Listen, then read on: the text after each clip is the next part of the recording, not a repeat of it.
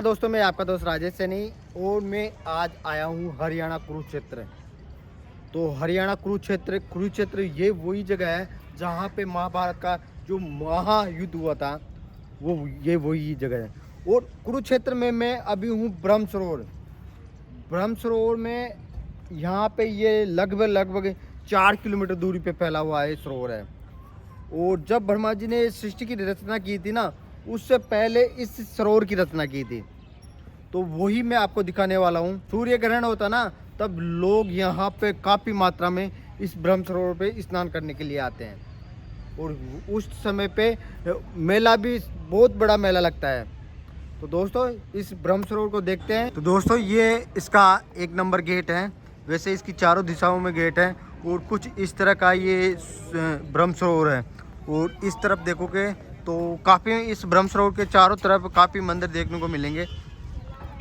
तो दोस्तों मैं आपको जो कुरुक्षेत्र का जो ब्रह्म सरोवर है वो दिखा रहा हूँ और आप देखोगे कितनी दूरी तक ये पूरा ब्रह्म सरोवर फैला हुआ है। तो दोस्तों कुछ देखने वाला नज़ारा है यहाँ पे। तो आप देखोगे तो यहाँ पे इस सरोवर के अंदर छोटी छोटी मछलियाँ भी हैं।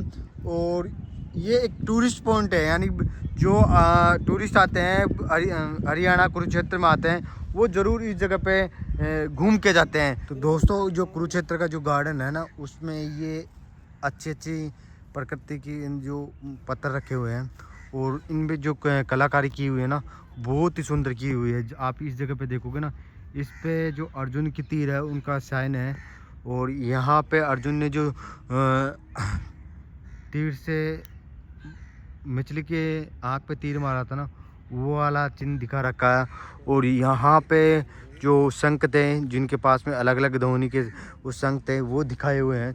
तो काफ़ी अच्छा इस जगह को बनाया हुआ है।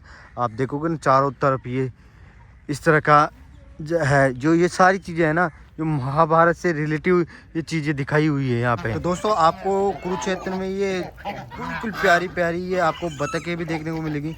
और यहाँ पे बहुत सारी आपको देखोगे तो यहाँ पे ये दाना डाल के गए हैं, वो दाना खा रही है और ये कितनी सुंदर लग रही है। तो ये नज़ारे दिखा रहा हूँ आपको, देख पा रहे हो ये नंदी घोष रथ देख पा रहे हो।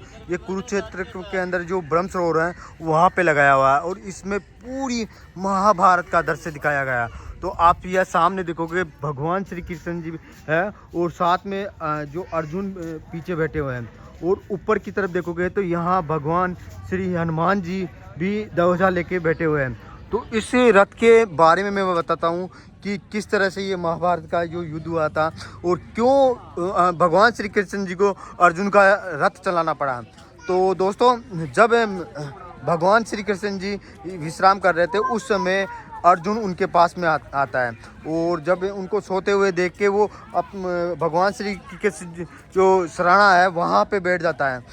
और तभी तो दोस्तों उसी टाइम पे दुर्योधन भी आता है। तो दुर्योधन अर्जुन को देख के वो भी जो भगवान श्री कृष्ण है उनके पैरों के पास में बैठ जाता है। जब भगवान श्री कृष्ण की निंद्रा खुलती है तो सबसे पहले वो दुर्योधन को देखते हैं और देखते ही वो बोलते हैं आइए, और फिर अर्जुन को देखते हैं।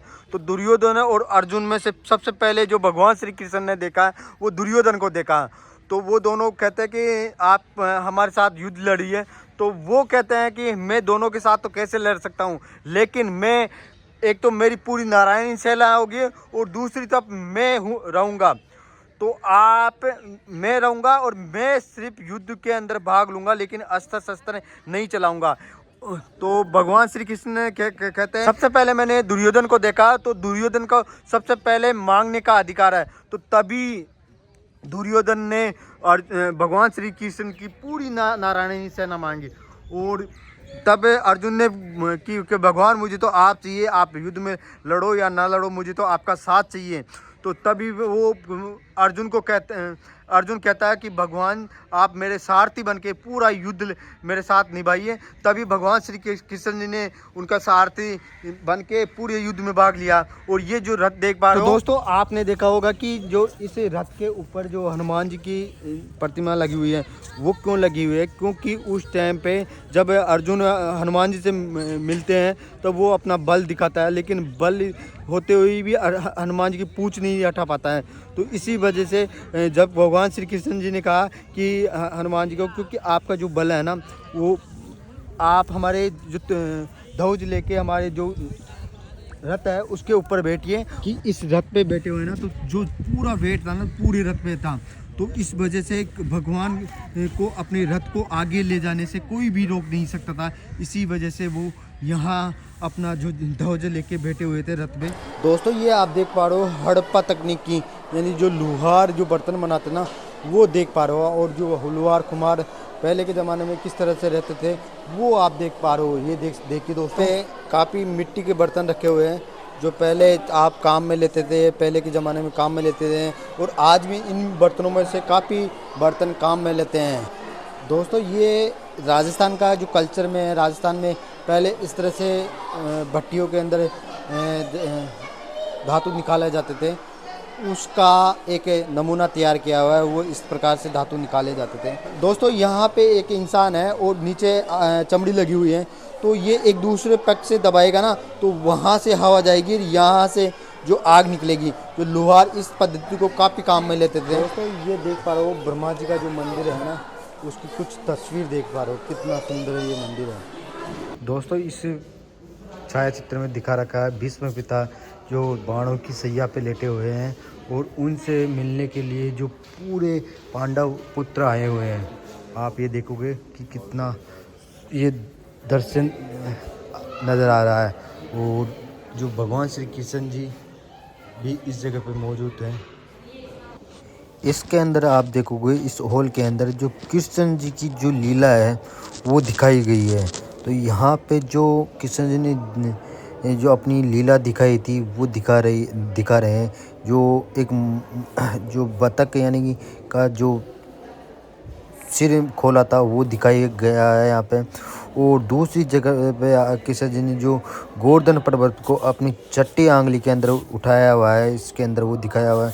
तो बहुत सारी जो लीलाएं दिखाई थी वो है। यहाँ पे जो समुद्र में जो नाग देवता पे नृत्य किया था वो दिखाई गई हुई है। और यहाँ पे आप देखोगे कृष्ण जी रास लीला कर रहे हैं, वो दृश्य दिखाया गया है।